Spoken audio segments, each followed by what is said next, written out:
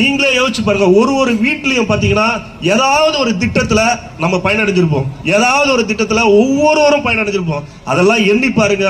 உங்க இருக்கக்கூடிய பகுதியில் எல்லாருக்கும் சொல்லுங்க, கழக தலைவர் தளபதி ஆட்சி அமைச்சாதான் இனிமே நமக்கு எதிர்காலம் இருக்கும், அடுத்தடுத்த சந்ததியருக்கு எதிர்காலம் இருக்கும், உங்க பசங்களுக்கு எதிர்காலம் இருக்கும், எல்லாத்துக்குமே எதிர்காலம் இருக்கும். ஸோ வரக்கூடிய 2026 கழக தலைவர் ஆட்சி அமைய வேண்டும் என்று கூறி கழக இளைஞணி செயலாளர் அவருடைய தலைமையில் நம்முடைய 2026 கழக தளபதி ஆட்சி அமைஞ்சே தீர்வோம் என்று கூறி வாய்ப்பு நன்றி கூறி விடுபடுகிறேன். நன்றி, வணக்கம்.